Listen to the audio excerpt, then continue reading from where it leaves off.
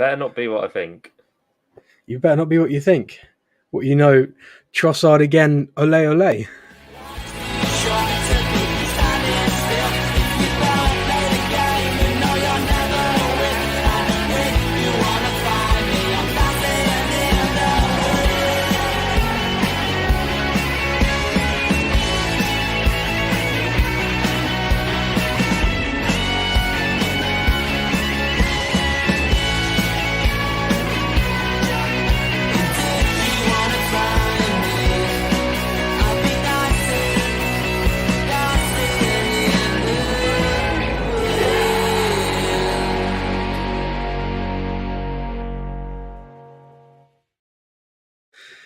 Good evening, everyone. Welcome back to AFC Newsday. I can only apologise for Matt interrupting my Trossard again, ole ole intro there. But welcome back to AFC Newsday. Arsenal beat Manchester United at Old Trafford 1-0. You can never ever turn it down. But I'm deflated, Matt. I'm deflated. It's an amazing win, but City are going to win the league, in my opinion. And it's your challenge by the end of the stream to make me believe, my friend, that it's going to happen. But first of all, how are you? How are you, Matt? How's everything going on in your household? Not in your household, but like you get the gist. How are you, my friend? Yeah, very good, thank you. I feel like it's been a bit since we last did a stream, so quite a lot's changed. All done with uni, so that's happy days. And yeah, just enjoying every week. The summer or the summer. The weather getting a lot better in the UK now, which is always nice. And Arsenal continuing to win, and that apparently leaves Dan deflated. So, how are you, my friend? You okay? I'm all right, mate. I'm all right. Do you know what it is? I just look at Manchester City, and I just don't see them losing. And you know, call me you can never be upset about an Arsenal win at Manchester United because it doesn't happen often, and it's incredible. And we will get on to talk about it, but this is going to be a record season for Arsenal. They've just broken the most wins ever in a season, 26 now, I believe. And it's history, like Mikel Arteta said in his post-match press conference. They've never won this many games in a season, but they're going to finish second unless Manchester City slip up. And it's just this situation. It makes you think. Liverpool fans the last few years have been saying, "Oh, City title race," this, that, and everyone else has just gone, "Yeah, you're just not good enough." But when you actually think about it, Manchester City are just relentless to be in a title race with. I don't know about you, but it's like any other season, any other, not any other season, but any other generation that wasn't this Guardiola's Manchester City, and Arsenal will be lifting the Premier League trophy at the end of this season. But it's mental, mate. It's mental, this Manchester City team. You've got to be perfect. That's the way it's going to go down to. And certain people might say, if it happens, Arsenal bottled it and this and that. But it's not bottled it. It's just not been perfect. And you've got to be perfect to beat Manchester City. But I mean, let's try and put a positive spin on things. Everyone tuned in, thank you for being tuned in. I hope you're all well. Please subscribe if you can to AFC Newsday. Drop us a follow. All that stuff is really appreciated. What did you think of the game today? Arsenal won, Manchester United now. It wasn't the best of watches, Matt. If you're a neutral, wasn't it? And even as an Arsenal fan's perspective, it was quite frustrating at times, wasn't it? I mean, just talk me through the performance a little bit, because got the result ultimately, but it wasn't the vintage Arsenal that's been this season. Yeah, no, it was far from it. But I think one thing we've come accustomed to in these big games or these big grounds is being more pragmatic, accepting that minimal amounts of goals are going to win you the game, and accepting that once we go 1-0 up, or basically saying to oppositions, come on, break us down. And that's what we did to United. And they couldn't, as nervy or as stressful or as infuriating the game was watching at the time, they didn't lay a glove on us, and it was a deliberate ploy. But I think what was interesting about Arteta's post-match interview is he did say in the first half that the goal didn't actually benefit us. It felt like it did, but he thought it didn't, and it basically took us into a not a false insecurity, but made us a bit more pragmatic, more backwards passes, and weren't as technically secure on the ball, which was interesting for him to say because I did notice technically I thought we were below it, particularly first half. I thought we were losing a lot of duels, which fundamentals, that's something Arsenal pride themselves with under Arteta. And at the end of the day, we're in a stage of the season where it does not matter what happens, just get the 3 points and get out. And at the end of the day, going to Old Trafford, going to Tottenham Stadium, going to, playing against Chelsea, winning 5-0. The form we've had in 2024 is incredible. And I tweeted about it, but if you look at, I'm sure you could find a lot of tweets from the start of the season where the fixture list, when it first came out, I'm sure we discussed at the start of the season in itself. Obviously, we're quite happy with the general fixtures, but it was very obvious that Man United and Spurs as our two last aways of the season, that's an almighty task if we are going to be, you know, within a title challenge or anything like that. So for Yeah, us to go there to win both of those games, I completely understand the bigger picture and being deflated with City because at the end of the day, it all accounts for nothing if you don't win the Premier League title. But I'm pretty sure you did say that that's 28, 27 wins now for us, which is the most in our history in a Premier League season, and that's phenomenal. And everything we've done, the journey, it's not always about the actual destination, 27. Yeah, so to speak. Yeah, 27 27. wins, 5 draws, 5 losses. Crazy. It's unbelievable, and it's looking at the bigger picture sometimes as well. Obviously, we want that Premier League title, we want that Champions League title, we want the silverware, like every other team does, like any manager, all the players will, and it'll be a bit devastating if it accounts for nothing.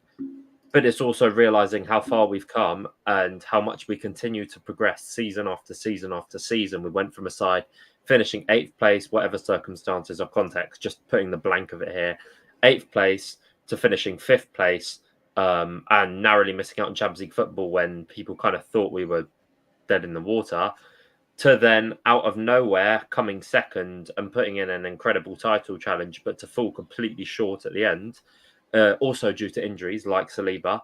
And then the season after, to then go take this title to the final day against pretty much the best iteration of a Premier League side we've ever seen is Mm. phenomenal. And, obviously it'll be gutting if it amounts to nothing, but winning at these grounds is not something you take for granted. And being unbeaten against the Big Six, home and away, is pretty incredible feat. It is, yeah. I'm not sure what Sash means in his comment. Ashley Cole's a Chelsea Matty boy. I'm assuming that's a little inside joke the Have two you of you not have. seen the video with Ashley Cole? I mean, it's a bit.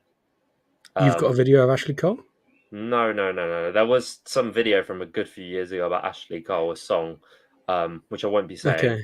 Well, And tell me after, Matt. Tell me after. It's okay. Don't worry. Um, that's all the context you need. I'll be fair honest. enough. Fair enough.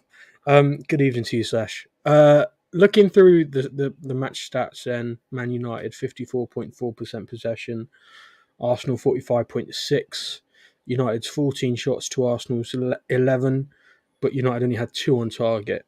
Arsenal had 5. And I know you tweeted, Matt. You said that, I think it was you at least, that tweeted that it was quite shocking to see Man United actually look quite compact and look quite good in their shape. When you think about the amount of shots on target they've been conceding, I mean, and also for the amount of changes, no Rashford, no Bruno, Mason Mount's injury, so many key players out. They they played well, and for someone that I was quite impressed with from their side, I thought Amad Diallo looked really dangerous for Manchester United, and from his point of view, it's a shame that he picked up another injury. But he looked like a threat, and Tomiyasu didn't look completely certain at times when trying to defend him. Garnacho is a player I'm a big fan of personally. I think he's quite underrated almost, and I think he's a very good player, and I think he's going to have a very good future from their point of view. And it's still a good team. Hoyland's still a bit of an unknown entity, doesn't get much service in that Manchester United team. But looking at the stats and everything, Matt, for the team that they put out compared to the team Arsenal put out, were you a little bit disappointed that Arsenal didn't dominate the game a little bit more? Yes and no. Yes, because, well, the thing is, I saw all the predictions before the game, and it's easy to get drawn in and go crazy and say we're going to win 5-0 or 6-0 or 7-0 at Old Trafford. And hypothetically, if there was a time where we're going to get revenge for Old Trafford 8-2, it was going to be today. But I think today also just puts into perspective how, especially in a title run-in, how difficult it is to win at these grounds. You look at games like, grounds like Old Trafford, grounds like Etihad, grounds like Spurs, almost gave me a bit more confidence about City going to Spurs, that it doesn't matter how good you seemingly are, it's bogey grounds and bogey teams, and something severely strange about Old Trafford, which we can just never really tend to get to grips with. And it's painful because I think we were brilliant last time out, last season, at Old Trafford in the 3-1 loss. I thought we were fantastic. But at the end of the day, doesn't matter. We were the better team, but we lost. This time round, people can say what they want about wanting us to put 4, 5, 6 past United, but we've got to remember what we're in. We're in a position where win and keep the title race alive and keep putting that pressure on City at a ground they've never even scored in the Premier League, and lose or draw, done. Done. Not even, probably doesn't even go to the final day at that point. So Mm. people can, be disappointed or whatever, but the fact is we played away, which essentially said to United, break us down, try get at us. And we've said that to a lot of teams, even said that to Spurs, but for obviously two of our own wrongdoings for the goals. And teams just don't have an answer. Brighton, when we went 2-0 up, they didn't have an answer. They couldn't really create a chance. And when you're this good defensively, you don't need much to win football games. And when you play obviously the lower teams, you can be more forward thinking, and even games like Liverpool at home, we were fantastic. But when it's a run in and when everything goes off fine margins and you just never know in football, it all that matters is 3 points. And at a ground which is so cursed for us, to go there and win in the midst of a title race is phenomenal. Yeah, for sure. And you say bogey grounds. I think the ground for me, which is the biggest bogey ground for Arsenal, is Anfield. I think that's the biggest one where there's Arsenal is still yet to win there. What, the last two times they played at Anfield, they've been 1-1 and 2-2 draws. I think I'm right in saying. Yeah. And they Nil won there nil in the league. before, I think, in the League Say Cup. again. I don't know if it was the specific time before. We obviously lost, I think, 4-0, but we drew 0-0 there as well in the League Cup. Yeah, drew 0-0 there in the League Cup. But I'm thinking the 2-2 last season towards the end, wasn't it? And then the 1-1 this season. And obviously you've got some stadiums like St Mary's is always a bogey ground for Arsenal, and Stoke City. But I mean, from players in the Premier League still, from teams in Keep the Premier League Southampton still. down, with all due respect. Keep Southampton down. What, you're saying it like it's I've got any kind of say in how they do. I'll make a lovely batch of lasagna for them. No, I'm joking. Um, Whoa, whoa, whoa, whoa. looking through the the fixtures that are remaining for Arsenal, obviously there's only one more game. Everton, we will be there. Myself and Matthew will be there. We will. Do you know what it is? We'll still have a good time, despite the circumstances. If Arsenal don't do it, we'll still have a good time. The final game of the season is always a good day. City have got to play twice. They've got Spurs and they've got West Ham on the final game of the season. Any So spares, please contact Dan and what? myself. No, I'm joking. Yeah, any Spurs fans tuned in? If you've got a spare, we'll come and cheer on the Spurs on Tuesday. That's for sure. Apparently, there's quite a lot of empty seats for that game. It'll be interesting to see. It'll be interesting to see what that's like, and I hope Spurs are professional. Do you know what it is? Because it also hinges, doesn't it, on Aston Villa and their push for top four, because they've got Liverpool right in the next game, Yep. and it's like they reckon. Some people are saying, "Oh, Liverpool." I don't know if it's their final home game or it's just one of their final games under Klopp. It's at Villa Park, I believe. Oh, is it? Okay. Yeah. But I think a lot of people are like, oh, Liverpool, they'll go strong in their final few games and can't see Villa winning those ones. But I think part of it hinges on. So if Villa win the next game, let me pull up the table again. So Villa currently sit fourth, 67 points, Tottenham 63. So Tottenham have got two more games remaining. They've got City and then their final game of the season against whoever they got. And if they win that, they'll be 63. Sheffield United 66, away. 69, 69. Yeah. So if Villa win, so unless Villa lose both of their final games or lose one and draw one, so basically that would have to happen for Tottenham to, if Tottenham won both their games, to get into the top four. So it's kind of unlikely circumstances. It's But unlikely, but with further context, it's not as unlikely. yeah, In terms of you look at Spurs' final three fixtures before they played Burnley, it was Burnley at home, City away, City at home, yeah, sorry, and then Sheffield United away. If they mm, can get something out of Sheffield United, out of City, sorry, going into the final day, knowing that there's still possible Champions League football, and you look mm, at Villa, where obviously it's been a bit of a damper for them. They drew to Brighton, and not really sure they even deserved the point there. Then they mm. got knocked out of the Conference League to Olympiacos, who just had that advantage from the first leg, It's and a bit of a now shock though, isn't they've got it, that Liverpool. particular. A bit of a shock. I'm What? just saying, it's a bit of a shock, wasn't it? Villa were awful Yeah, I in mean, I that. watched the first like 10, 20 minutes, and it's one of the situations where when you know what you have is Villa know they have to come onto them, and Mm, Olympiacos know playing a deep block or whatever is going to be yeah, enough, and they get that early goal, and it's demoralising. And then they've got Liverpool obviously tomorrow night, and then they've yeah. got Palace away, which is probably a top three or top four most informed team in the league. So it's no Yeah, formality that Villa get Palace have been Champions League killing it. football. Oh, they've been Mateta's, Eze, Elise, Mm. Wharton as well. It's great to see as well. It's good to see Palace after I don't want to say years of mediocrity because they've done brilliantly. Being I in the mean, Premier League. you say that, but they're still only 12, and they are literally, Yeah, their form is the next best form from where they are is Manchester City, if I'm not mistaken. Newcastle. I mean, Palace have been incredible. They've won five of their last six and drawn one, which is tough games by incredible. the way. Yeah, massively. Yeah, just a shame they won a goal up against Man City, wasn't it? And it's just a shame they couldn't get something more out of that game. You just got the class of like De Bruyne in that match, didn't you? Which was just incredible. Um, but Matty, alas, it's been. I know we will have a full season dissect, and we will reflect on the season in full. But is it difficult to recognize what an incredible season it's been, even if you can't, even if you don't have anything to show for it?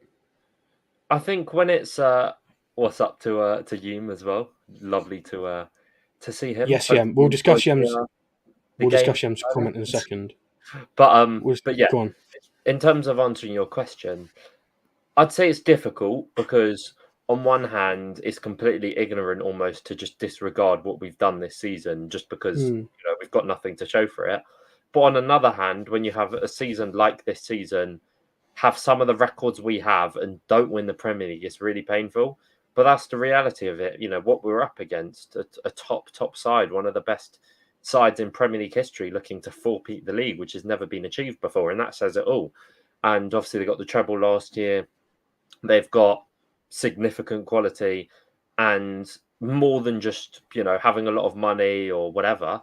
They're incredibly well run and they're incredibly smart with everything they do. They sign a lot of players where people might raise eyebrows or, even players who aren't that expensive who are very attainable for other clubs, but they're the club who decides to go for him. Ortega on a free, who's been brilliant for them as a backup. Akanji, incredible. 20 million. I remember when he was linked with United or such, people looked down on him and he's been great for City. Nathan Ake, when he got signed directly from Bournemouth, I want to say. That I think something like that. They've signed a lot of Yeah, clever players and they're yeah. very well run. And it's so difficult to, it's no shame to come second behind this City side. And I think for me, it was always a case of do your job and see where that leaves you. And doing your job isn't as simple as just win your games. It's an unfamiliar territory in a run-in where you completely shat yourselves last season. With all due respect, obviously context and stuff, You're but not wrong. that's that's Yeah. that's the grim reality of it. Um, Oh, and this time round, we've won what 15 out of 17 in 2024. We've beat City. We've beat Liverpool at home. We've beat Spurs and United in a run. In Chelsea at home. Chelsea and Spurs in the same week. We've done incredibly well. Um, And I get what you're saying, in terms of how easy is it to, appreciate what we've done. But I think much like last season, the last day will be a great day, an Mm. enjoyable day, irrespective of what happens. There might be heartbreak, there might be absolute jubilation. You never know in football, you never know with pressure. And it's all putting it down to fate and obviously needing that favour from the North London rivals or West Ham. Probably won't happen, but we'll Yeah, see. do you know what? Do you actually want to know? I know a fact. I spoke to Louis Dunford the other day, and he said that North London forever is the whole of North London. We're united between Arsenal, Tottenham. We love each other. We support each other, and we're all rooting for each other. That's actually the truth behind the song. So we're all right behind Spurs when they play Manchester City on Tuesday, as we always would be. Um, Heading into one of those games. Right, Yem's in here. What's up to you, Yem? Hope you are, my friend.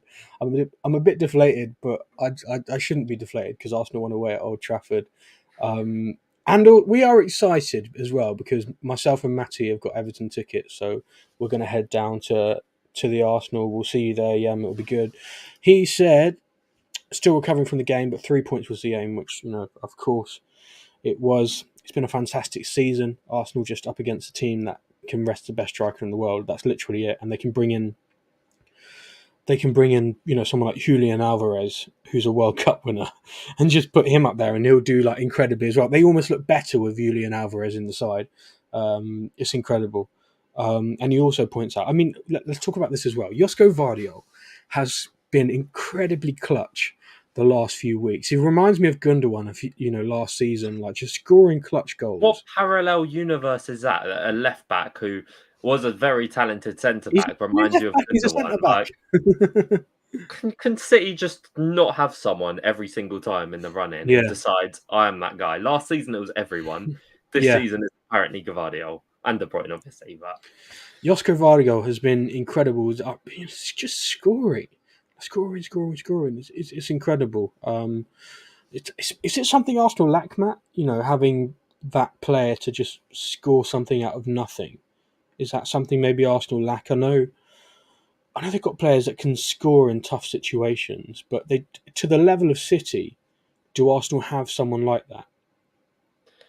interesting question. I think in terms of a fullback, not really. Mm. I'd personally love to see not the return of traditional fullbacks, but I would love to see more traditional fullbacks. Particularly at Arsenal, I think it would be great to have someone like a Theo Hernandez or someone of that mold at Arsenal. But we'll see. And you Kieran could Tierney? maybe. I think that boat's probably sailed. But it's also interesting because you mentioned that, but you could almost argue that set pieces as well, because the amount of set pieces we get and the amount of goals or chances or chaos or anything like that we create is pretty massive, and it masks a big gap of not having to, that I guess that Salah or De Bruyne or that Haaland level of inevitability just yet. At least we've got some some world class players in my opinion. And I thought just one other thing I'd say on Gavardio as well is I feel like the biggest lesson with City players is just not to write them off early. I feel like with so many City players, when they first start under Pep, it takes them a while to get going. So it's important not just to disregard a player's quality or go too reactionary or anything. I know that's difficult for social media nowadays, who are pretty intent on calling every single player a flop. You could say the exact same for Kai Havertz in terms of just give players the affection, give players the love, give players the time and adaptation, and see what they can do. And that's two cases, obviously very different instances, but it's just about not writing players off because, particularly under a Pep side, almost every one of his signings have taken a while to get going. And unfortunately, in the run in, he's decided I'm going to be the guy who's replacing Gundogan. So that's Yeah, not ideal. it's it's incredible. It's incredible. Really important breaking news, Matt.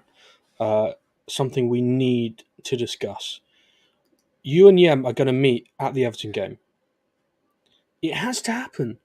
There's It's been so many opportunities, and like Havertz at the start of this season, you've missed the target every time.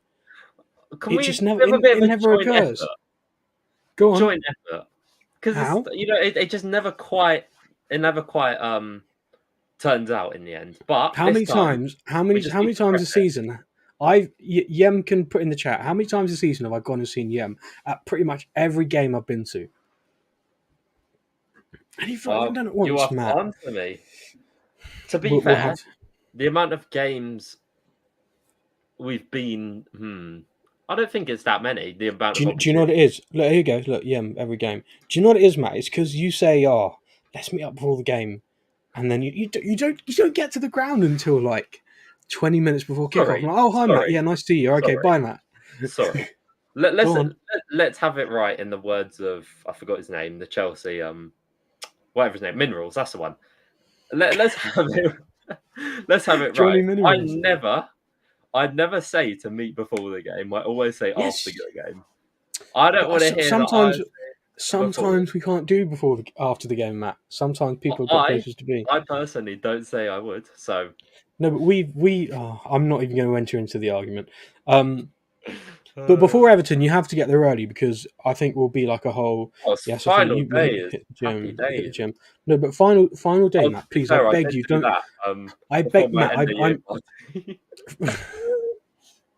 from My from friends were from like, "Go on, come!" Like, what time you getting? Well, I'm just hit, and they almost.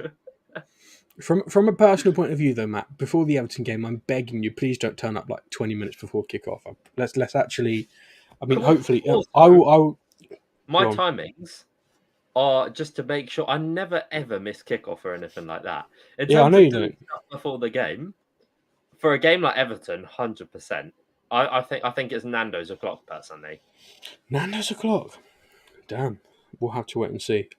Just to say, there's nearly coming up to 400 people watching live at the moment. If you are watching, thank you. Please do subscribe, follow us. We really do appreciate it. If you're watching on YouTube, any likes on the video, any subscriptions, again, mean a lot to us. Yem saying, "Oh, to Nando's." Yem, we'll sort something. Don't stress. We'll sort something. I know Yem's having his dinner at the moment, so I hope you are enjoying, my friend. He does like his chicken. Fair, fair. What spice though is the question. Just Medium intrigued. is Intrigued. That's all. medium. Well, yeah, medium is what we get. I get personally. Same. Before we start discussing our Nando's orders and we digress on this Arsenal speaking channel, I wanted to say I found it interesting. There was an article that went out by a journalist saying about how they felt, one of the reasons or a reason Arsenal lost the league, in their words, was for not getting wins over Man City and only getting, only drawing in that kind of away game. Obviously, they won at home, but then it's like should have drawn away. Sorry, shouldn't have drawn away, and other games like away at Anfield. And I'm thinking, I don't agree with it personally. I've got a lot of respect for the guy who wrote it, but I don't agree with it personally. And I think I want to get your opinion on it, Matt. I think that the reason Arsenal, if Arsenal don't win the title, the reason they didn't would have been down to games like Aston Villa. I think West Ham at home, games like that when they just got just out of the blue. West Ham, Fulham at home, those kind of games are the games where Arsenal lost. If they lose it, those are the games that they lost it. I don't agree with the big six, failing to win because I think Arsenal's record against the big six this season's been very good. I don't know what you think, Matt. Speaks for itself. I think if I think what's ironic is you want to attribute the blame to a City or a Liverpool. I get the point of a 6-pointer over City, but we also lost against Newcastle. We drew against Chelsea. We drew against Spurs. We lost twice to Villa. So even if you don't want to talk about Fulham and West Ham, you got plenty other things I'd talk about before you talk about two of the most dreaded grounds in the whole of Europe. I don't think I've seen too many people with the Anfield narrative, but City, we need to appreciate them, right? Like we can't. We're not in our own world where we can go do what we want, win when we want, smash teams how we want. That's not how football works. You don't rock up a ground like the Etihad, a ground which, with all due respect, has been a complete embarrassment centre for us, and just turn up there, win comfortably. And in the context, if we'd beat Villa, if with people's hypotheticals, then the narrative suddenly goes to why didn't City beat us at the Etihad? And that's a far more plausible suggestion. If it was at the Emirates and Arsenal drew 0-0, and drew 0-0, I think that's more fair enough because it's in front of our own fans. It's City who haven't got many points against teams away from home against a big six. But I think it's completely ridiculous to, Mm. attribute blame or anything like that to grounds which aren't just the hardest in the league, aren't just grounds which have been humiliated at constantly, but are grounds which are some of the hardest you can possibly go to in the world. And Real Madrid found that out. So Yeah, many teams have found that out. I think as well. You've got to consider. A lot of neutral fans are saying Arsenal bottled it. Where's the progress? Sack Arteta, which I think is probably one of the most ridiculous things you could say, and that's coming from, I'd say, a very neutral standpoint because I don't think that's a good opinion at all. It's a historic season for the club, whatever happens, because they've won more games than ever before in the Premier League season. 27 games, likely 28, let's be real, when they play Everton on the final game of the season. Two more than they've ever won ever in a Premier League season. And if anyone's thinking after that, sack Arteta, get someone else in, I just think you need to give your head a wobble. Because unless Pep Guardiola is directly coming from Manchester City to Arsenal, which even I still wouldn't want it to happen, To be fair, then Stivenberg might be leaving. Albert, Airport Albert. So he can be his new assistant if he wants. Yeah, yeah. But regardless, there's no one in who's going to come in and one better 28 wins in a season. There's no way at all that I could fathom that Arsenal would sack Arteta, and people that are saying that, in my opinion, I think is a very lazy opinion. I don't But think then it's again, some lazy. are go on. I don't just think it's lazy. I think it's opinions you should have one out ear, go in one ear, out the other. Yeah, you It's shouldn't even regard it. Yeah, honestly, it's I a think waste yeah. of time. Like Mm, it's people are so fixated on narratives and stuff like that. But that type of opinion, honestly, it's just best to completely ignore it and not give it the yeah, time of day. 100%. Yeah. But there we go. We are 380 people in. We won't be on for too long because it is hot at the moment and I am sweating a little bit. I don't know if you can hear my fan in the background. I hope it's not too loud. Matt, have you had the Saka sauce at the Nando's yet? Important question. That is a good. I was going to say we'll do a bit more analysis on the United game as well because we've not really touched on United game We much. will get onto it, but I need that important question But answered first. I actually, you're basically saying you don't follow my Twitter. That's poor. I know you've That's had poor. Nando's. I know you've had Nando's, but I'm just double checking you have the sauce. That's Don't shake disappointing. your head at me, Matthew. Say again. Last Saturday, actually, after the Nice. Bournemouth game, treated Mm, myself. Asked them for the Saka sauce. Got the Saka nice. sauce. Happy days. Go on, give us your order. Give us your order. What do you get? So normally I'd get half chicken. I know Uh, you do. Funny story for caveat. Funny story. Manchester City at home last season. uh, Uh, we went to Nando's. A group of us went to Nando's before the game, and we all got there maybe about an hour and a half before kickoff. Got a table, sat down, ordered food. We were done by just over an hour before kickoff, about 45 minutes kickoff, and Matt got there about 45 minutes before kickoff. And you ordered like half a flipping chicken, and we were just sorry, like, it you have missed arrived. out a key part of this. Go on, one sec, I one sec, put, one sec, one sec, one sec, one sec. Let me finish and then fill in the blanks. So you ordered half a flipping chicken about 45 minutes before kickoff, and we all just sat there having eaten our meals. Like flipping that, Matt. It's not long to go until the game starts. And I think we watched like every bite you took of that half of chicken. Yeah, that was interesting. But go on, what's your caveat? the agenda here is Yeah, incredible. go The on. it's not too dissimilar, but the big parts you've missed out there is they actually took half an hour to get my chicken. So They did take a while. by the They time did it got take a to about while. Go on. 25 past 7 was Mm, when we were like, hold on, it's been like 30 minutes. Let me go find yeah. out. So I actually got Mm, there probably at like 6:30, latest 6:45. It wasn't mm. 45 minutes before kickoff. Yeah. No, but your chicken So took a long time to come, yeah, it was and we were it all was sat there looking at you like, Matt, hurry up, we're going to miss a game. But we need another Nando's. I think we might. Other chicken shops are available, but Nando's, man. I'm not going to get too just stuck into it, but the mac and cheese is incredible. You Isn't wanted it? to analyze. You wanted to analyze a bit more about the Manchester United game, my friend. What particular part of it did you want to give us some analysis on? I don't mind the analysis. I like the mac and cheese analysis as well because I was Yeah. contemplating getting it last Saturday, and a few of the boys were saying it wasn't great, so I didn't Oh, mate. didn't go for it. That's no, that's poor. That is poor. A poor opinion. The mac and cheese is one of the best sides I've ever had at Nando's. It's that good. I'm sorry. You need to try it for yourself, Matt. You need to try it for yourself. It might have to be done. It might have to be done. Also, divulging away, I did get the sunset burger last week, which was lovely, Nice. and Yeah. it is lovely. Got some Classic. spicy rice and chips, both Nice. lovely combo. Double Also, carbs. what is the point in getting normal chips? Just get peri salted chips. Like, Yeah. what is the Mm. point? But yeah, that was my order last week. Anyways, onto the football.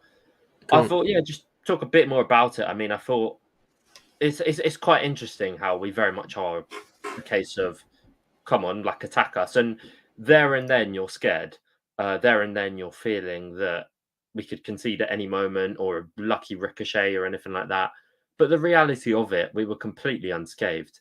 And it's quite funny how the two endings of both games, the Spurs game and the United game, basically ended in the exact same manner of the winger trying to play a back post cross, overhitting it, and Raya just picks it up with absolute ease.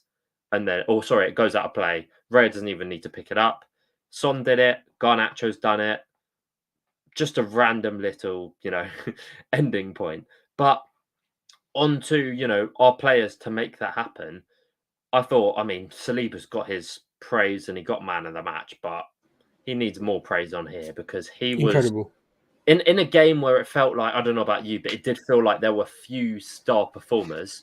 I thought Martinelli was good when he came on. I thought Saka was decent, but also looked like he was playing quite conservative. Um, Quite a few of our players kind of struggled to get in the game. Really, Gabriel was pretty good, but in a game where there's few good performers, he was brilliant. And to get man the match at Anfield, the Etihad, and Old Mm. Trafford in the same season. Mate, he's so good. William Saliba is incredible, and to think he almost, not Arsenal nearly lost him, but it wasn't out of the question he could have gone to another club. I just want to say, by the way, I texted my friend who's a Tottenham season ticket holder, and I said to him, No "Oh, way. I said to him, no, any chance you got any spare tickets for me to come and cheer on the mighty Spurs on Tuesday?" And he just replied saying he's not going himself, couldn't bring himself to cheer Spurs on when I want them to lose at least 12-0. And I was like, oh, great. It's going to be a weird atmosphere. I'm quite Um, excited for that game from that perspective. Because what if Emerson Royale just bangs one in 94th minute to make it 2-1? and What's the crowd reaction? Like, no, he like celebrates and like starts dancing, and every Spurs fan is like, "What have you just done?" It, just it, like, it would, yeah, the stadium. It would be no. To be fair, it'd be interesting to see if Spurs score like an early goal or something. Would they celebrate? Would I don't know. It'd be interesting to see. But Matt, I think we're going to wrap it up there. But I'm starting to sweat a bit more, and I need to make my lunch for tomorrow. So, any final parting words you want to give to the people? Any nuggets of wisdom? Any little golden, any little gems you can give to the people before we close off tonight? I can, actually. I can. Wow. Um, I think one of my biggest things is don't listen or buy into everything you read. Don't let lazy narratives or biased narratives or downplaying narratives just affect you too much or really bother looking into them because they're just boring and repetitive. Another one, every time City win a game doesn't need the whole fan base to have an absolute meltdown. Is that a message to me? But Is that a message to me? no, because I just see every fan on Saturday oh, we lost the league against Fulham and Villa, and it's like we've heard that narrative for about 3 months now. Can we, bit of conversation, balance? But the main thing is just appreciate how good we are, appreciate the season being brilliant, appreciate the final day, appreciate the first time many of us will have, got to a final day of the season and the title is still not decided and very much could go to North London. It might not, but it is what it is. And we've had a superb season and broke some massive hoodoos and had some incredible records in 2024. Had a 17 game period, which I don't think the most optimistic fan could have, hoped for. And just embrace the quality, embrace the direction this club's going in, and just appreciate the level we're at. And hopefully, you just never know what can happen on Tuesday night or the final day of the season. Well, we appreciate you, Matt. We appreciate you for those words of wisdom. Ahead of us closing out the show tonight, we also appreciate the 400 people watching us live at the moment. Shout out to all of you guys. Please follow us. You can follow Matt at MattJSport_ or at MattJAFC, if I remember correctly. Whichever one you want to follow, you can follow me if you fancy. No, there. you have to. No, you don't have to. No, you don't have to. If you want a very good, account, then it's not an obligation, but you can do whatever you want. We will be back to preview the Everton game, and rest assured, if Manchester City drop points, we will be going live immediately to discuss what happens with that. If not, it would just be a regular Tuesday. But thank you very much to everyone tuned in. 408 if you tuned in tonight. Please follow us at AFC Newsday. Subscribe AFC Newsday on YouTube. Really appreciate you doing that. It really does help us out. So please do, if you can. It literally takes 2 seconds, and it's completely free of charge. It would be incredible to continue to build the channel. But yeah, the season's coming to a close. Manchester City, we need you to drop points if Arsenal are to win the title. But it's been an incredible season, a historic season, the most wins ever in a Premier League season. Take care, everyone. Good night.